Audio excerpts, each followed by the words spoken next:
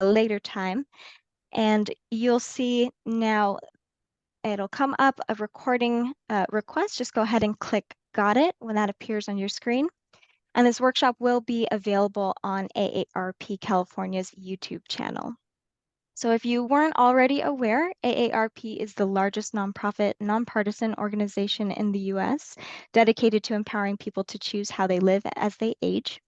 And AARP works to strengthen communities to be age-friendly and advocates for older adults and their families with a focus on health security and financial resilience and social connection. So today we're actually going to be focusing on outdoor parks and spaces, which is an important part of livable communities. And this event is, like I said, part of our Let's Take It Outside program, which offers virtual and in-person events to help participants learn about and explore all the outdoor public spaces and activities, both locally, but also throughout the state.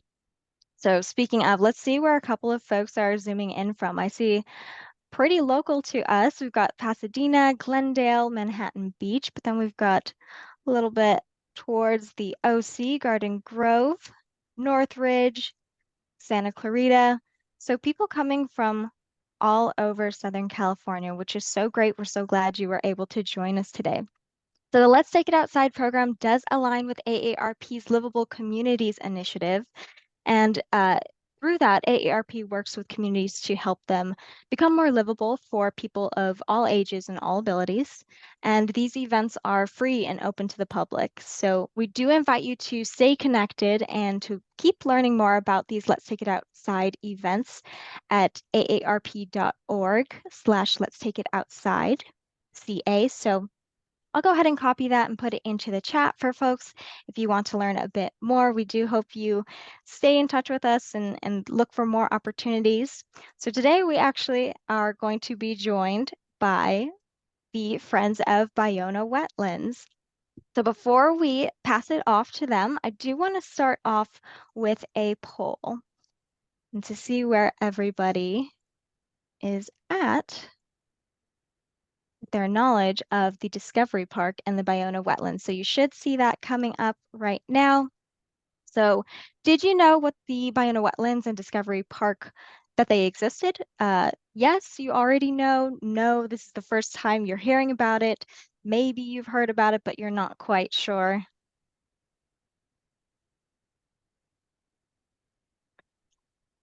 All right. So it looks like a majority of folks on the call today actually did know about Ballona Wetlands and the Discovery Park, which is great. I'm so glad you all are able to join us.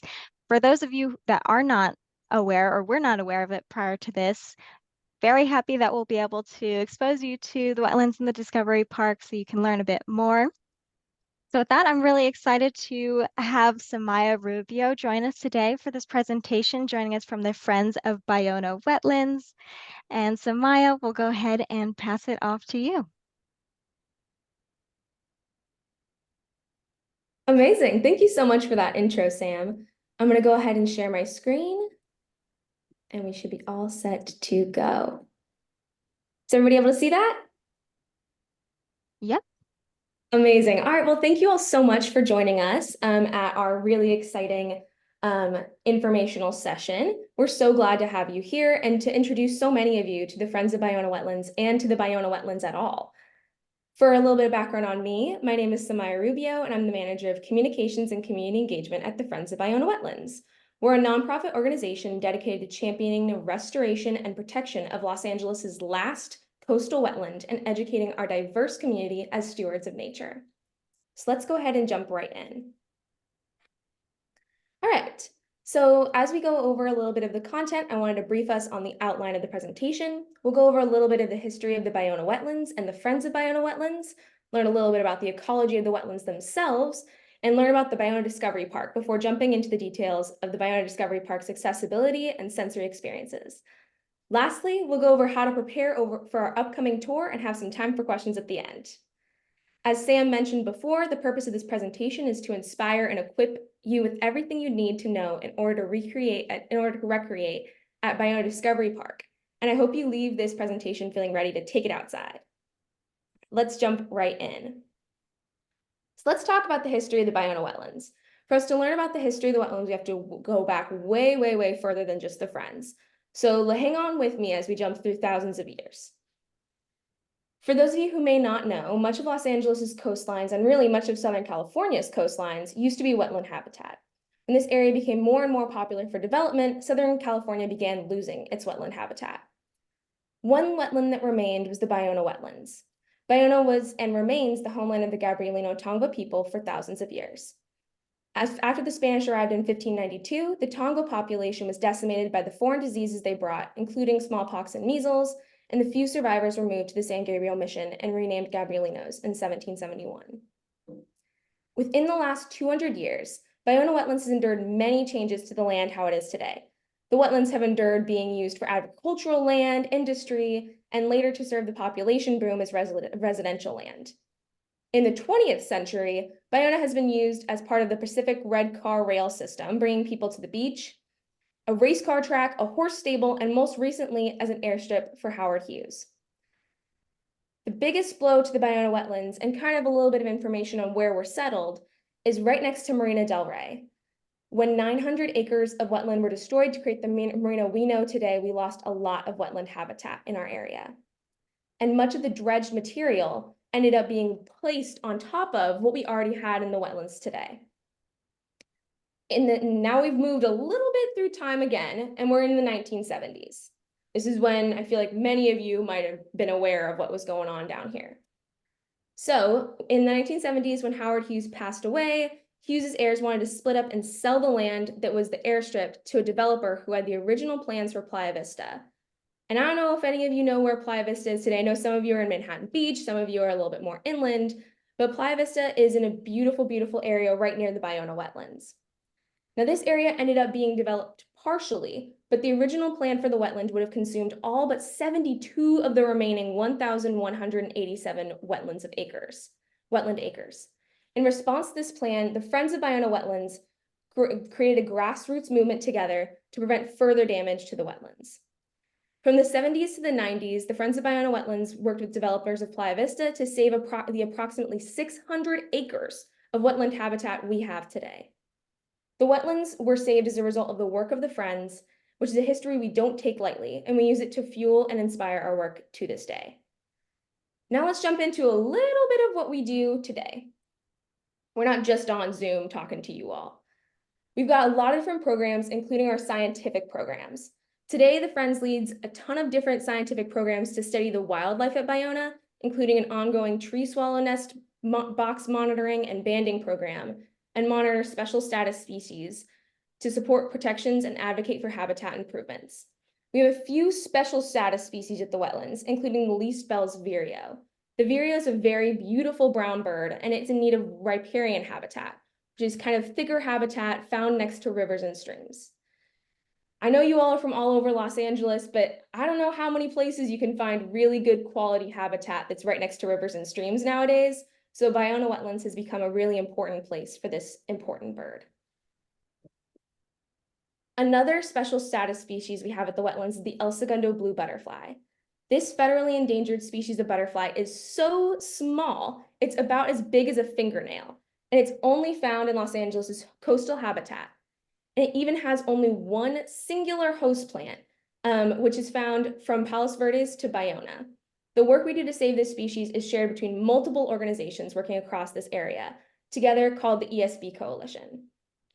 The work we do here helps to protect the El Segundo blue butterfly and more species, giving us the information we need to protect these species and advocate for their futures here at Ballona and beyond.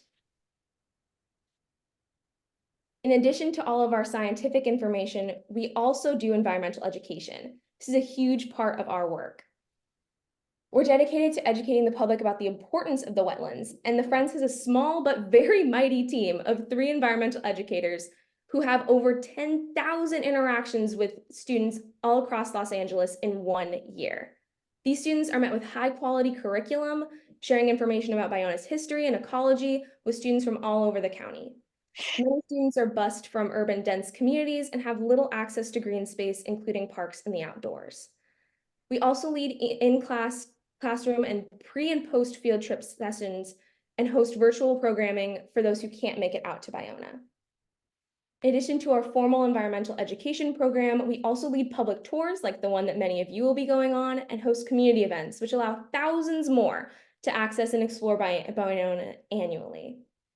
You all are part of the Friends of Ballona Wetlands goal to increase knowledge of the wetlands, and we really hope that you'll be able to join us not only for this session with AARP, but for some of our other programming in the future. Speaking of other programming, let's talk volunteering. In the most absolutely genuine way, the work the Friends do would not be possible without the work of dedicated volunteers. With the assistance of more than 100,000 volunteers over 2 decades, we removed blankets of ice plant, invasive weeds, and others from 8 acres of dunes, which is amazing. And we're not done yet. Each month, we have hundreds of volunteers of all ages out for our public volunteer events and private, corporate, and group volunteering activities. And we look forward to continuing that legacy and continuously improving the wetlands. All right, so we've made it through a little bit of our history and talked a little bit about the Friends, but I'd be remiss to not tell you more about the specific place we're going to be in. Right here where you see that smiley face is the Ballona Discovery Park. The Ballona Discovery Park is a beautiful natural park that was created to show people in the community a little bit more about what the Ballona wetlands are without people being able to necessarily access all the spaces that we can see here in the Area A, Area B, and Area C. The wetlands are so important because they support biodiversity, water quality improvement, flood abatement and erosion control, carbon management and sequestration, oxygen production, and it includes many economic benefits. So not only are we using this space to recreate in and enjoy, but we also need it for our environment. We talked a little bit about the birds, we talked a little bit about some plants, but we've also got a lot of benefits to our ecosystem as a whole. Let's move right back into Ballona Discovery Park. This park is open to the public and created in 2011. It was made to enhance understanding of the wetlands and is a beautiful space for people to recreate in. It's also one of our more accessible spaces at the wetlands. Let's talk accessibility for our upcoming tour. So right here you can see this is the entrance to the Ballona Discovery Park. It has a fairly high step here, but if you walk down the path about 1,000 feet, you'll find there's a accessible entrance into the park. For our tour, we're going to be joining all of our friends on the flat packed dirt trail around the park and through the park itself. There are some areas in the Ballona Discovery Park that have a little bit of an uneven ground, which makes it a little bit more difficult for folks who have mobility devices, but the step is about 1 inch to 1.5 inches, so not too bad when it comes to uneven ground. We also have a short tunnel, which is not going to be too tall for friends who are like 7 feet tall. I don't know if any of you are that tall, but you might have to duck a little bit to get through. And lastly, if you all decide you want to take the extra step over to the flat packed wood chip trail and actually go and visit the freshwater marsh preserve, you'll be greeted with the flat packed wood chip trail with a few steps down. It's 6 steps down, and each step is about 1 foot tall. So that gives us a little bit of information about where we are and a little bit about what that trail is going to be like. Lastly, we've got what do you need to bring to your experience here at the Ballona Discovery Park. First, we need comfortable clothing. So that could be a t-shirt, it could be a sun shirt, it could be something that you feel comfortable moving around in. Next, you're gonna need comfortable closed-toe shoes. We talked a little bit about the flat pack dirt trail, but we also talked a little bit about the way that we're gonna be potentially going on to a wood chip trail, and nobody wants wood chip shards in their toes. Next, you're gonna need bug spray and sunscreen. We do have quite a few mosquitoes out already, and we've got other small bugs around that you just might not want to interact with. And sunscreen is important for everyone. Next, we've got binoculars. We're gonna have a very special guest joining us, who is our expert birder, Bob Shanman, and he'll be able to point out some of our amazing birds that are around Ballona Discovery Park and around the freshwater marsh. We do have binoculars available for you to borrow as well, but just in case you have your own, feel free to bring those. Next, mobility devices. We talked a little bit about the different paths that we have around the Ballona Discovery Park and around the freshwater marsh. If you feel like you would be benefited by having a mobility device, please feel free to bring it, and feel free to ask any questions related to mobility devices. Next, snacks. We're going to be doing a little bit of a long tour. So if you want any snacks or you want to bring anything, you're welcome to do it. Just make sure that you're able to put any trash that you have in a pocket or keep it with you during your tour. Lastly, and most importantly, bring water. Please, please, please bring water. We want to make sure that no one gets dehydrated, and we don't have any water drinking stations at the Biodiscovery Park. We do have it down the street at the sports park, but that is not quite in the same vicinity. All right, and with that, do any of you have any questions about the Ballona Wetlands, about the Friends of Ballona Wetlands, or about our tour?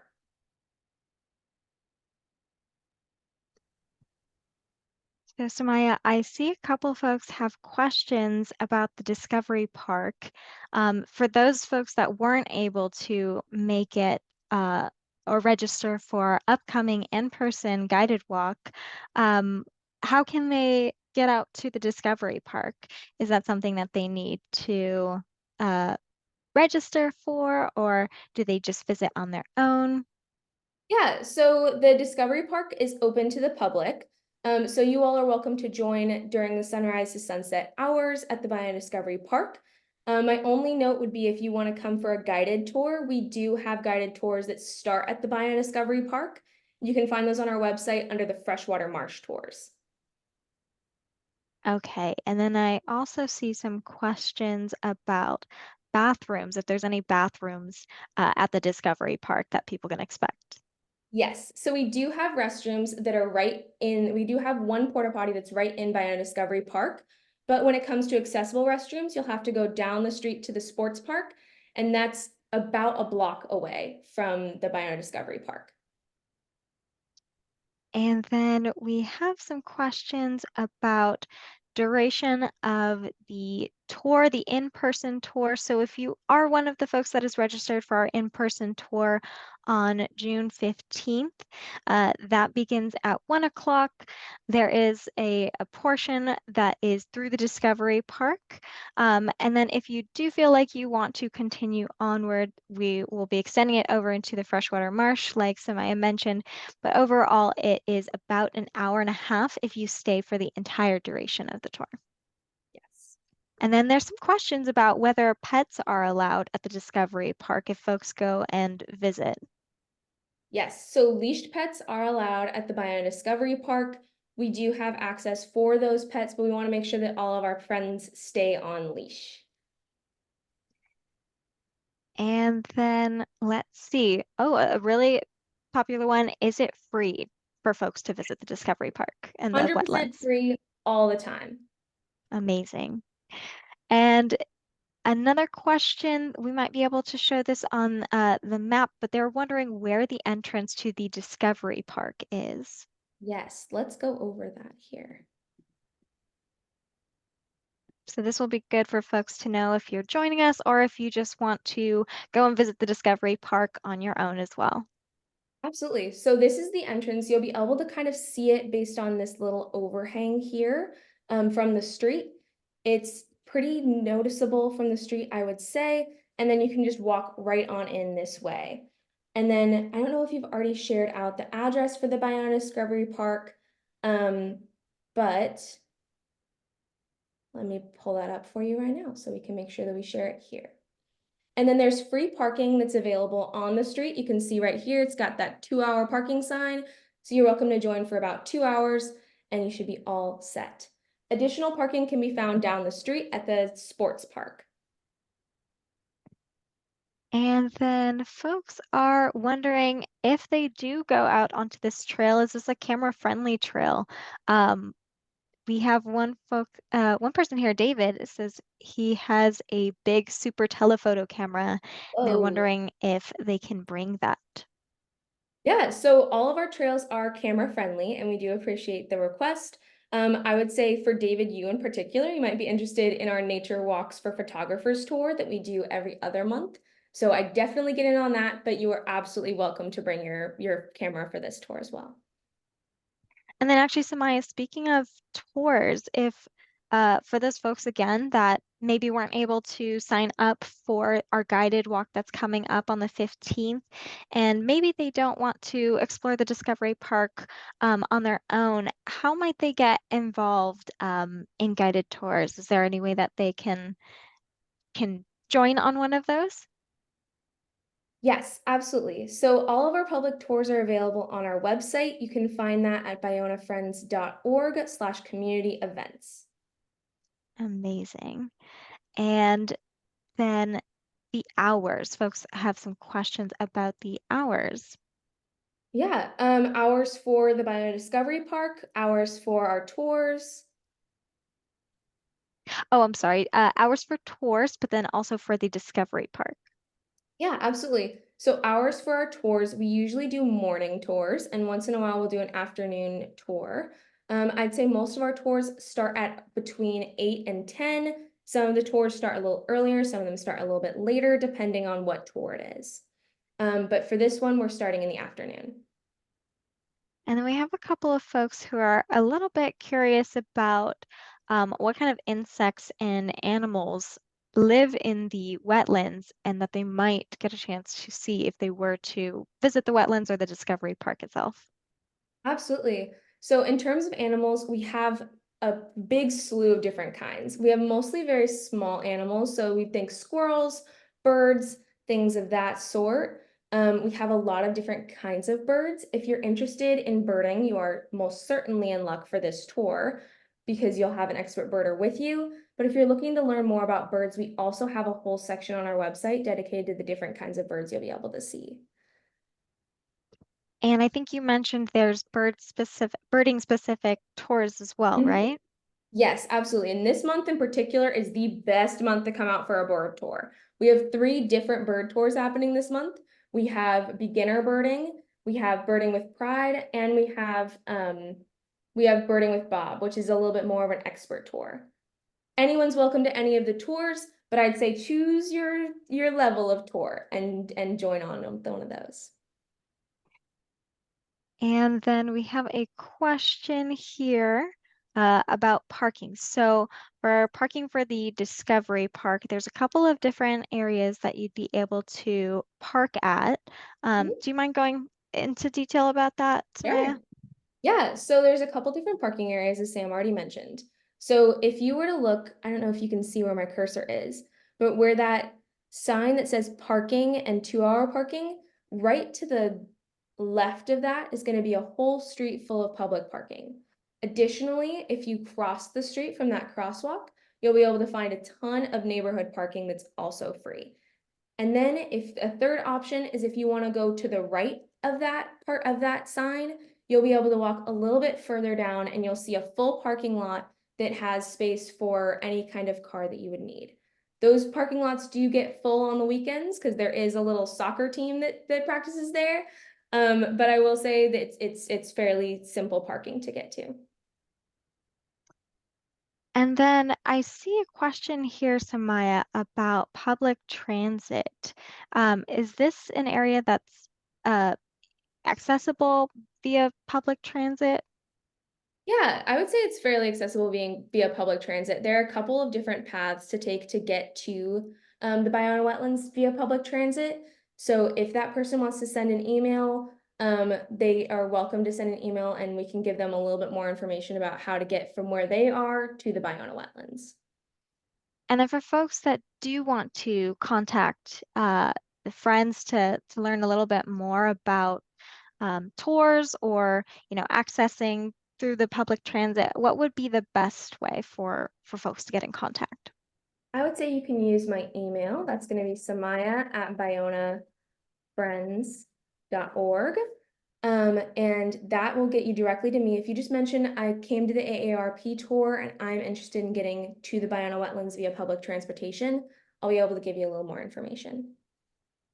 All right, and for folks, you can take a look in the chat. We'll go ahead and copy in the contact information for Samaya in case you have any questions about joining not just our guided tour, but joining some of those free tours that are available on the weekends throughout the Discovery Park, or even if you have any questions about recreating on your own there at the Discovery Park or throughout the marsh as well.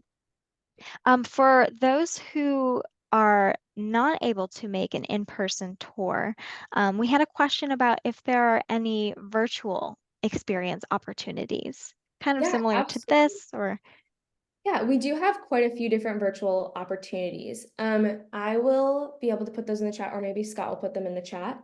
But we have a couple different informational videos and informational, um, I guess, interactive experiences on our website. Some of those are more geared towards kids for our programs, but they do have really great information on them. amazing. And then for folks had some questions as well about we had questions about what kind of animals and insects might they see. I know you said that some of the tours do focus on that, but somebody had a question about if there are any cultural specific tours that talk about kind of like the historical significance of the area. Yeah, all of our tours will cover some of the historical significance of the area. Our docents are all trained on the history of Bayona, but they also all have different, I guess I'd say they have different interests. So some of our tours are led by folks who are way more interested in history, and they'll be able to tell you a bit more about the history of the people who lived here. And some of them are led by our birders. It really depends on the different tour. I would say that our saltwater marsh tours tend to have a little bit more information um, about the wetlands and their history because we do have a Tongva Key there. We also, as you might be able to see in this image, that structure in the back there is a recreation of a Tongva Key, which is the structure that the Tongva people would have lived in, eaten in, slept in, and they would be about 15 feet wide. So that's a little bit more information about what you're going to see there. There's also some informational signage on that small red platform you see. And we do have a dedication and a memorial inside of Ballona Discovery Park telling people a little bit more about the Ballona Wetlands. Last thing, we do have a really strong relationship with the Tongva people. We have a good relationship with the most likely descendant of the Tongva. He has been able to help us create some of our content. So all of the information that we have is coming pretty much directly from the people who lived here and who continue to live here. And so because you mentioned, the Tongva key that you have there has some interpretive signage that folks can interact with to learn a bit more. If they were to go throughout the trail on their own, is there interpretive signage throughout the trail that will give them a bit more information about the Discovery Park in the marsh? Yes, absolutely. So the Biona Discovery Park is actually made to interpret the wetlands for folks. So it has a whole trail dedicated to explaining the different pieces of the wetlands. So that if you're not able to make it out and recreate in the wetlands themselves, you can still understand all the different pieces of what Biona is. So it'll bring you through exactly how the water would travel through the wetlands and out towards the ocean. It's a really, really, really beautiful trail with a lot of awesome information for you. And then we do have a question a little bit more about accessibility. Folks wondering if the trail that they can take from or through the Discovery Park, if it's flat terrain or if it's hilly at all in any parts. Yeah, so the terrain is fairly flat and packed.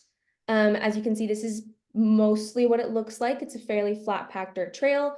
There's one area right before this that has a slight incline, but I would say it's not an incline that is more than probably like 5%. Very, very, very slight incline. The biggest concerns that I would have are this area of uneven ground, and then also if you did want to go in through the main entrance, that high step. And then there is an alternative entrance to the high step, right? Yes, absolutely. If you go down the path From right here, if you take, if you're looking at the wetlands at the Ballona Discovery Park from this angle, you'd go to the left. And if you kept going down that park, I just got the number of feet. From the entrance to the accessible entrance, it's 384 feet. So you go 384 feet that direction and you'd be able to reach that accessible entrance. And that's an entirely flat entrance to the park.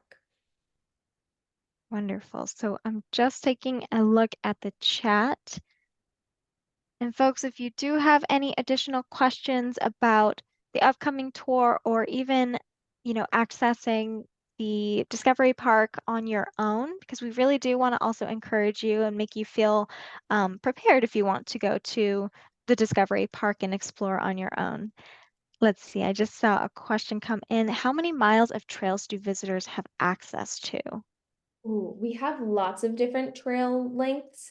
I would say for this tour, our trail length within the Ballona Discovery Park that'll bring you through most of what you'd want to see is going to be 791 feet. So not too long, not a very long, not a super long distance, but it is a fairly interesting and intertwining trail. And then if you wanted to go from this section out to the riparian corridor, which you'll find back here, if you wanted to continue down the riparian corridor to the end of it, that would be 1,384 feet. So just in the Biodiscovery Park and towards the riparian corridor, it's not too long, but it is a long enough trail, I'd say. And then there is also some public access at the freshwater marsh. To the marsh, it's going to be a good amount longer. You'll have to go out past that, cross the street, and go down that couple of steps that I mentioned. And then there's probably about the trail that we're going to do at least is going to be a half mile out and a half mile back at the freshwater marsh. And that's publicly accessible as well. And then I do see a question. This is more so for the wetlands itself. How many acres are the wetlands? Do we know approximately how big it Yes. is? Yeah, we do. So the acreage of the wetlands that's been protected is going to be, let me find, I think, let me see, 600 acres. I want to make sure that I had that right. 600 acres of protected wetland habitat. And Amazing. some of that is publicly accessible, and some of that is managed public access. And actually, that actually is a perfect lead into this next question, which was, are there tours of areas that are not associated with the Discovery Park? Yes, absolutely. So let me go back to that slide where you can see the map. All right, so right here's the Ballona Discovery Park, and then here is that freshwater marsh we were talking about before. There's also areas of saltwater marsh that are still associated, they're still in the same system, but they're not the same style of marsh. So those will be a different area, and that is not as managed public access. So you need to be on a tour with one of either the friends, or there's some other groups who also are able to do tours as well. And then we do have a question about our tour, but also, for folks, if they're going to go throughout the Discovery Park, what do you see on tours typically? Ooh, what do you see? A lot of birds. We see a ton of birds all the time, especially right now. It's a beautiful time to be out at the Ballona Discovery Park because it's nesting season and some of the birds have their nests already in place and ready to go. And you can hear the birds chirping all around. So one of the main things is birds. You usually see a lot of them, especially in the riparian corridor. There's a lot of birds over here. And then also you'll see a lot of maybe you'll see some small animals like some squirrels or some bunnies. It really depends. You can kind of see there's a little thing down here, which I believe is a bird as well. So you'll see you'll most likely see a bird if you go, and you'll definitely hear some birds. Some I of our know, most common birds that we've been seeing right now, we have a lot of red-winged blackbirds, which are beautiful. And I don't know if any of you've seen them, but they're like a dark black bird, and they have a bright red stripe on a bright red spot right on their wings. And it's beautiful and really easy to identify. That's the bird that got me into bird identifying. So it's a really fun one to look for. I know actually just a couple weeks ago when I went out to the Discovery Park, like Samaya mentioned, I could hear birds all over. They were in the bird boxes, had already created their nests. So, like she said, definitely a lot of birds that you'll be able to see there. And let's see if we've got any additional questions. If you could just touch on this again, Samaya, folks had a question about where to access the tours that you all have available for the Yeah, public. absolutely. Scott put that link in the chat earlier, but I'll put it in again. That is bayonafriends.org/community events. And that will get you to all of our different public events. It's got a calendar and you can sign up for any of those tours. They do tend to fill up just like this AARP tour, but we welcome that you can join any of those tours and make sure that you sign up, I'd say maybe like 2 weeks ahead of time, to make sure that you're able to get in. And I'll give folks just a moment to put in any additional questions. I'm not seeing any more.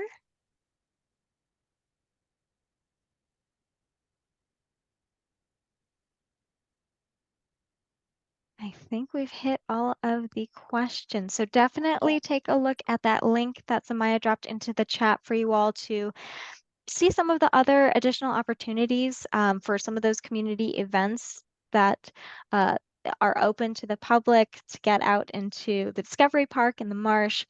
Uh, and let's see. Oh, I think one just came in. Oh, this question was about the the amount of area that visitors have access to. So they definitely have access to the Discovery Park, which Samaya mentioned, and that additional freshwater marsh trail. Yes, some of the freshwater marsh trail is open to the public, and some of it is that managed public access again.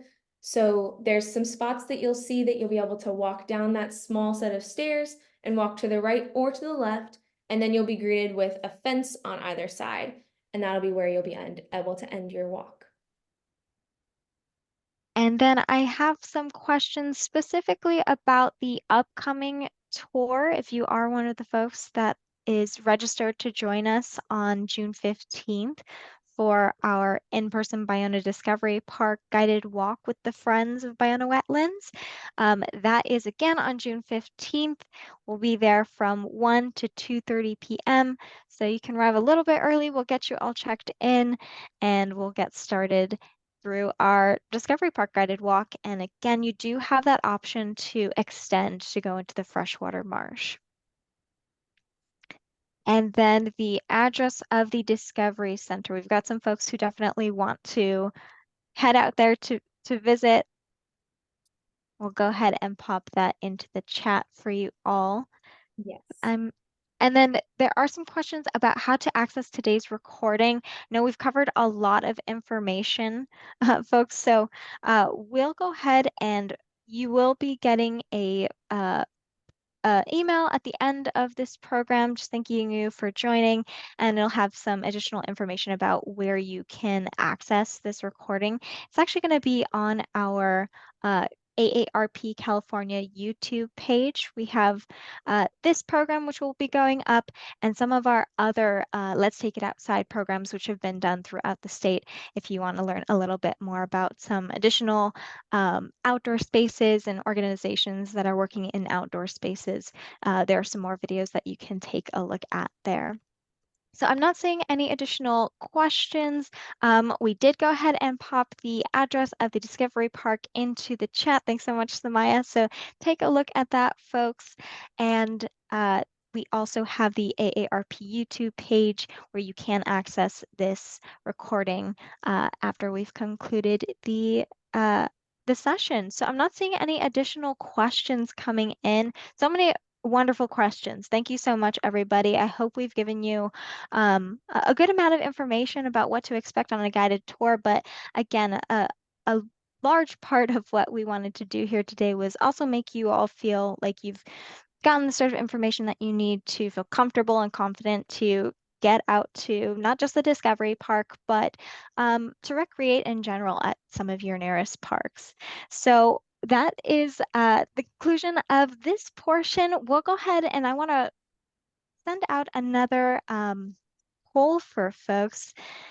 And I do want to invite you again to stay connected. We shared earlier where you can learn more about some of the upcoming events, which is aarp.org/let's take it outside.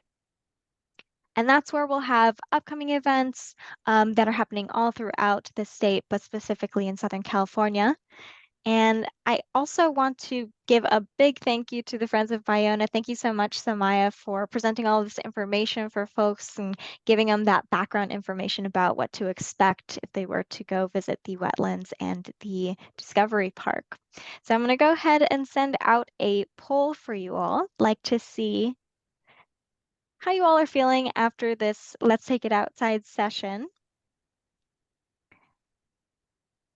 So for this one, I'd like to see if you all are feeling a little bit more confident after this presentation. Do you feel empowered to go find and enjoy a park and open space near you? Like I said, not just the Discovery Park, though we do encourage you to go and visit that area and the wetlands, but maybe it's a park that's near your neighborhood that you've passed by and just maybe not gotten a chance to stop at. We really want to encourage you all to find those opportunities.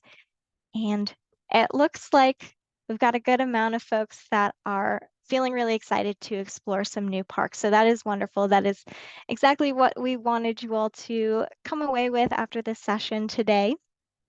So I do want to thank you all for joining. Again, thank you, Samaya and the Friends of Ballona Wetlands for providing this information to everybody. We do look forward to sharing more opportunities with you all through our Let's Take It Outside event. So glad that you could join. And this does conclude today's program. If you have any questions, please feel free to reach out to Samaya or myself. I'll go ahead and pop my information into the chat for you all. And that's me. My name is Samantha Alonso. So salonso@aarp.org. Send us any of your questions and we'll be happy to get back to you. Thank you again, everybody, and hope you